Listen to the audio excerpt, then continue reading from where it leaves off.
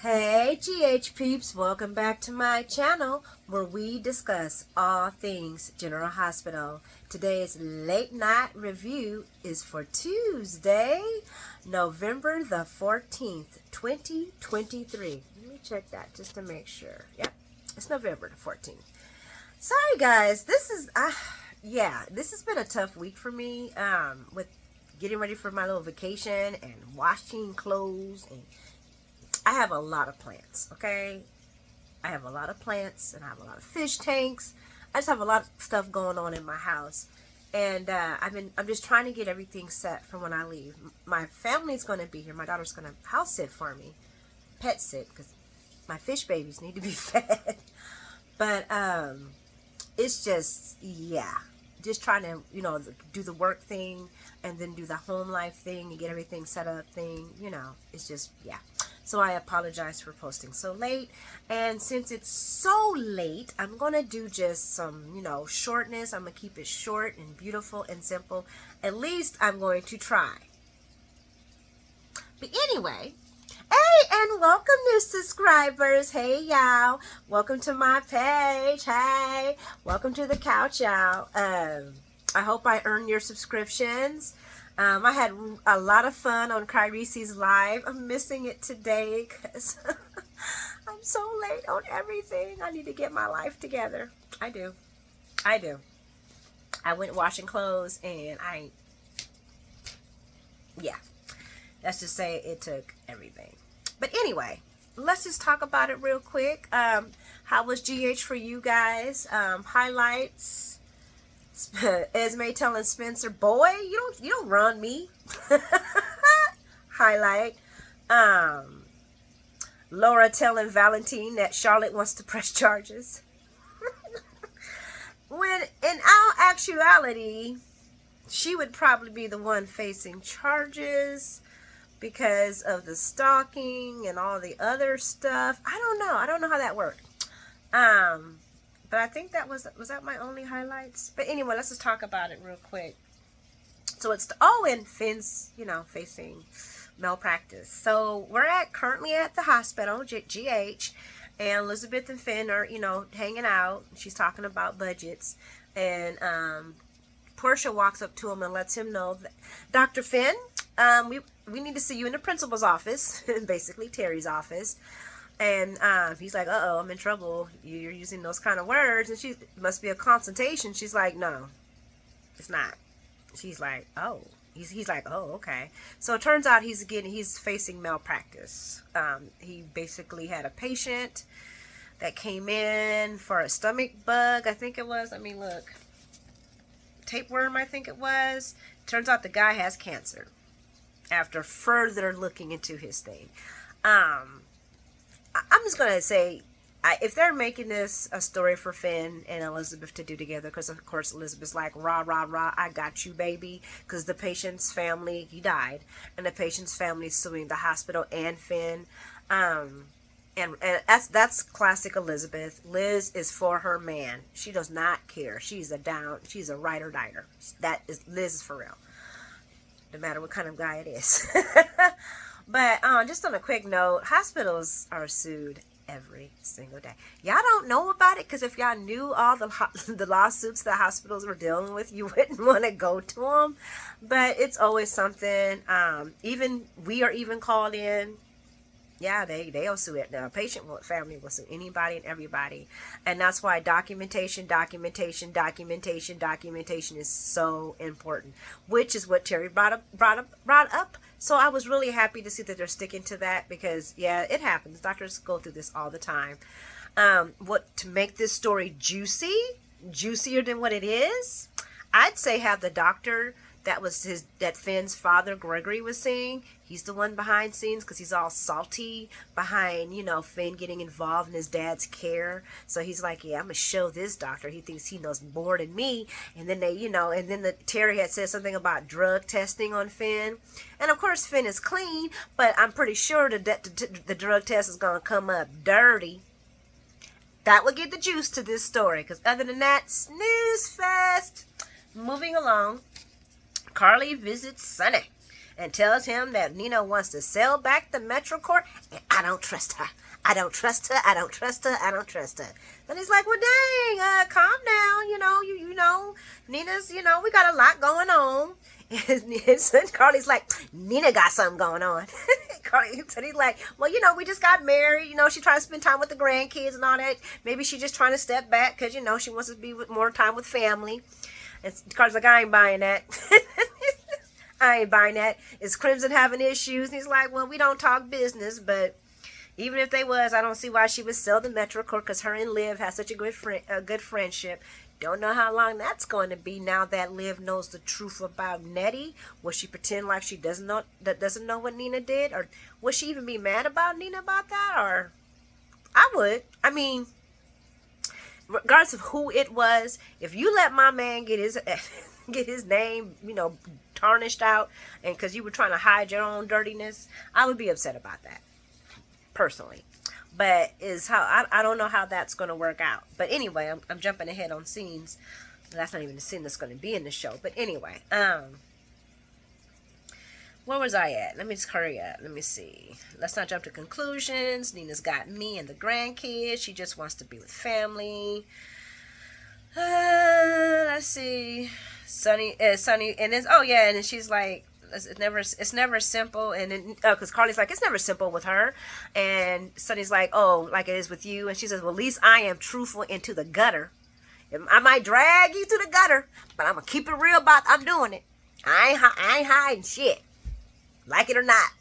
Sunny's like, yeah, I guess that's right. I guess you're right about that. And yeah, Carly says, on full disclosure, whether you like it or not, baby. Carly then asks about Crimson having issues. Sunny says, like, sure, but whatever. Basically, Sunny does offer, because he's like, well, how are you going to buy it back anyway? You ain't got no money, because, you ain't no high risk like Nina. Because he's like, Nina ain't got no worry about no money. She's a high risk. She don't even need Sunny money, to be honest with you. Nina's good. Nina's good. And Carly's like, I don't know. And because, Mom gave me Kelly's, and she gave it to me, and I was doing really bad, and I really like doing it. It's more of my style.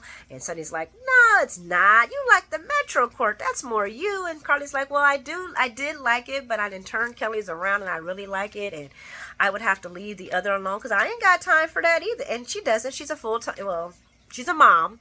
And she's like, I ain't got time for that either. And so she says, so I would have to make a choice. He said, well, I would think that's an easy choice. She says, no, it's not. And I think they're going to play, Carly's going to choose Kelly's because, of course, when Tracy's over in, Amsterdam, I think they're going to play the Bobby stories coming up soon. So I could see Carly keeping Kelly's just because it's her mom's.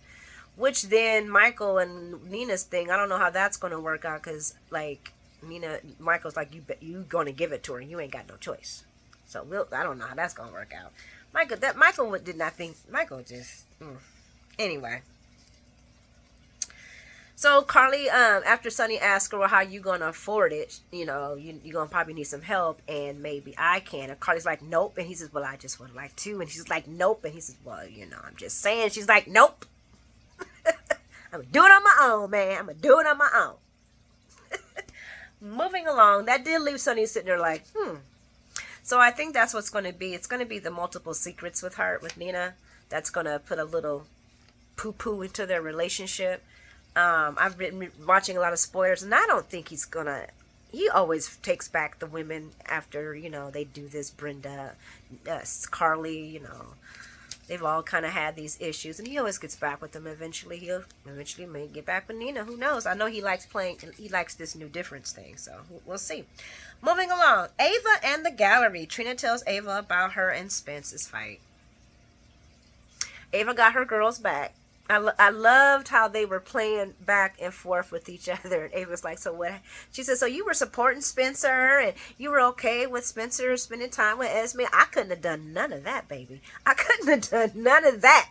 I was like, oh, that's Ava right there, baby. That's Ava. Give us some real Ava. That was real Ava. Because Ava, she's damn right. I couldn't have done with that. Girl, what? Where? Who? What? Why? Boy, bye. Boy, girl, boy, people by. It was like, I could have have put up with all of that, but you did. So what changed? And Trina said a word. A word changed everything. It was finally it's happened to me. She got her place and I'm just so excited. I'm sorry, guys. I went there. I'm tired. And she said, when I told so that to Spencer, everything just went from hell to high water and just blew up, and we got into this big argument. Yeah, he was hollering at my girl. He was hollering at my little baby sister. I don't appreciate that shit. Treating like a little baby sister. So Ava reminds Trina that, you know, happy endings are possible. And Trina's like, well, I'm just tired of arguing with this fool. And I'm like, wait, have y'all had any arguments? I mean, I think this is the first real argument y'all done had. I mean, y'all have had arguments about him just being a, you know, Spencer. But I don't think this is the first argument they didn't. I think this is the only one. And then Ava asks, well, do you still love him, Trina? She says, yes. Well, girls, sit down and talk to him. Don't point no fingers. Cool out. Calm down. Because Trina was hot right there. Her voice was getting higher and higher. You can tell she still got, I don't know if she's going to be able to calm down, Ava. I don't know. I will see it. And listen to him and be respectful of how he feels. And then they hug it out. Oh, I ain't gonna lie. I was happy that she had Ava to come to, because let's just face it, if she went to Portia with this, it would not have went this way. And though I find some, I don't care about that. I'm sorry, guys. Maybe Trina should have thought about this before she got serious with him. Yes, but Trina's a young woman. This is her first real love. So we were all stupid on our first real love. Moving along. But still, I would have been, I'd have to, no. You figure this out. You be there for Esme and Ace. Go ahead, hug it out. And then we go to Valentine's place, and Nina shows up in a bad green dress. I love that green dress, girl. You were wearing it. Them kitten heels had me giggling, but I understand. And they update on Char. Then Laura Lou shows up, and not expecting Nina, doesn't really want to talk in front of Nina, and Valentine lets her know, oh no, Nina's very much involved. She hid the, you know, the information. He's just telling everybody about Nina destroying the tape at the Metro Court. He ain't got no problems. I'm just telling everybody. I thought it was, you know, something we could talk about. And Laura Lou's looking back and forth like,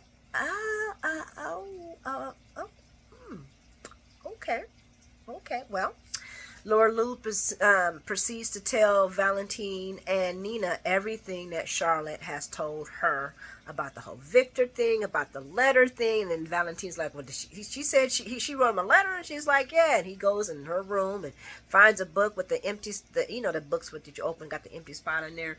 Finds the tarot cards and the letter, starts to read, and his face is like, oh, hell no. Nah. Then he brings the letter to Laura, and Laura reads it out, puts her glasses out, and reads it out loud. And I had to play it twice just to make sure they brought the tarot cards up, and they did. And Valentine's like, damn, this man did weaponized my daughter. And Nina's like, well, we didn't, now we can tell, now you know that she just wasn't messing with Anna just because. And Valentine's like, yeah, but the damage. And then Then Nina says, well, Victor's dead. All we gotta do is tell Charlotte that her grandpa's crazy and he's full of lies. And Laura's like, well, it ain't gonna be that easy, because she feels that Anna shot her on purpose and wants to press charges. See, Anna better than me, because I would have pressed all kind of charges on Charlotte's ass. I'm sorry. I am sorry. Your daughter needs help, and if we all keep putting this under the bridge, she gonna get crazier. I'm sorry. That little kid been ruined all my good clothes, possibly burnt my house down. Let her to some time in juvie or not juvie. And before y'all say, don't send her to juvie, they send kids to juvie every single day. Does it work? I don't know. My butt went to the military. My mom wasn't playing that with me. I would have burnt somebody's house down. She would have burnt my butt cheeks down. Ruby Yvonne was not playing with Tawari. Okay? Not. Moving along. So basically, we have that, Char wants to, go ahead and get Anne arrested for what happened. Dante pays Austin a visit at GH and lets him know that he has a lot of evidence on him, and how Mason's been coming up to GH to get him and his friends treated at the hospital. How several GH employees have seen Mason and Austin talking at one time or another. Austin slips up and says, "Well, what are you talking about? I saved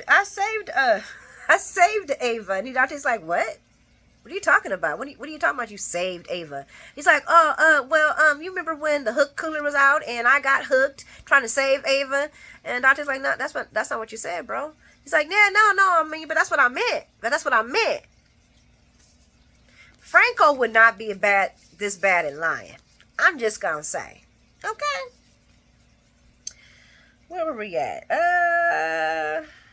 Dante says, "Well, that's all good and all, but what was your why were you at Ava's spot anyway? What were you doing there?" And Austin's like, "Well, we close. We very close." And Dante's like, "Oh, would Ava say that? Would say yes to that?" And Dante's like, "Well, we have every relationship has its up and downs." And Dante, he stung his ass. He was like, "Buddy, you have a lot of downs, okay?" You have a lot of downs, and we can connect you to your cousin, and if we can connect you to your cousin, then we can connect you to Ava's kidnapping and much more. And Austin's like, "Oh, but you got my cuz upstairs. You got Lollipop upstairs in the handcuffs, or downstairs, wherever Lollipop's at." He's like, "Yeah, but we all know Lollipop ain't the brains behind this, Austin. We already know." I'm like, damn, they're just trying to make Lollipop seem like he's just stupid. Like he ain't got no plots in him. And he says, "You better tell us who Mason's boss is, or you going down, my friend." To which Austin's like, "Oh shit, I can't escape this." Moving along, we going to Spencer Spencer goes to see Esme. This child is just this storyline had me just I think this is another reason why I'm so late. Because I kept watching that one over. And because I'm just saying, Spencer got some balls, honey. He got some balls. Spencer goes to see Esme and tries to convince her to stay with them in Lower Loop. Tells her that they don't have to have a romantic relationship for him to be committed to her and Ace. Did you see Esme's face? She's like, Are you serious, motherfucker? Are you serious right now? She's like, "So we're going to get a place, me, you, Trina, and Ace?" He was like, "What?" She's like, "Well, that's what you... Come on, let's be serious. I deserve to have my own life. I deserve to travel. I deserve to move around. I deserve somebody that cares about me." Now, everybody is saying, Esme has changed. She has not changed. That girl is it. She's playing the long game. Esme is brilliant. I'm telling you right now, she's brilliant. She's brilliant because she's playing everybody. Moving along. Esme like, "I'm good. I can't get no, I want my own life." Spencer's like, "Oh, that's all you want? That's all you want to do is hook up?" Well, you know what? Moving alongside the fact that she's a psycho and a sociopath, any woman needs to, she needs to do this so she can move from you and your daddy. If your daddy gets back and she ain't got no man. Moving along. Esme like, "Boy, I do not have to explain my life to you." You know what? Esme got some points. I'm sorry. I was loving it. I can't stand her crazy ass, but man, she read Spencer for filth. So after she says goodbye and walks off, "I'll see you later," Spence calls Trina. "Things have gone from bad to worse."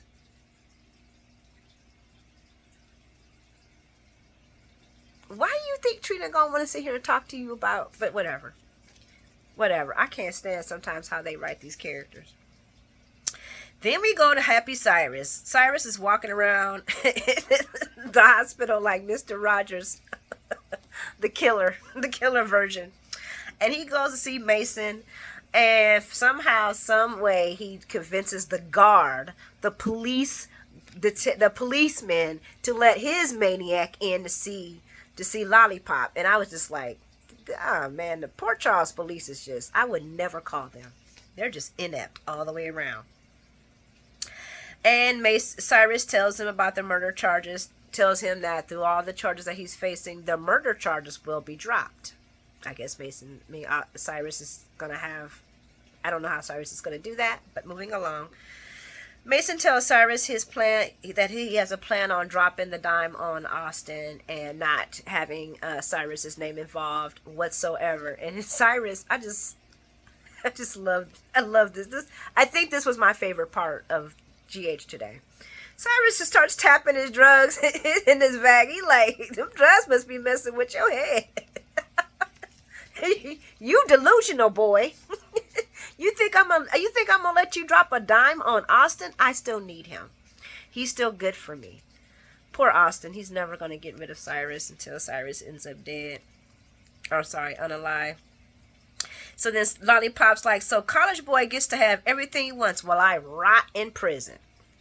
Cyrus is like, nope, he'll get what he wants in the end. Meanwhile, you'll be protected and have a comfortable life. Cyrus is going to still be in jail. In jail. And who knows? You just might get out early. Cyrus has got plans, man.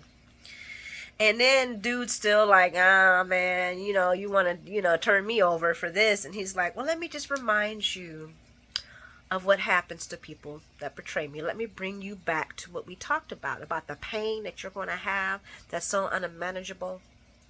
Yeah, that pain. Yeah, that's what's going to happen if you betray me. So as long as you do what you're supposed to do, we'll be okay. Then as Cyrus is leaving, he leaves a nice little post-it note for Austin that says, don't be foolish. It can be deadly. It can be deadly. With a Mr. Rogers smile, he boards the elevator. Don't be foolish, motherfucker. So my favorite person today was Cyrus, because he was just walking around smiling. He's always walking around smiling. It's one that's going to be the time when he's not smiling that people in Port Charles is going to have to be very nervous. But anyway, guys, this still was a long 22-minute one, so I apologize. I don't know how this seems to keep happening. Please like and subscribe if you like the content. Please leave comments. I love you guys' comments, and I will do my best to comment back. And have an amazing night, and have a beautiful morning.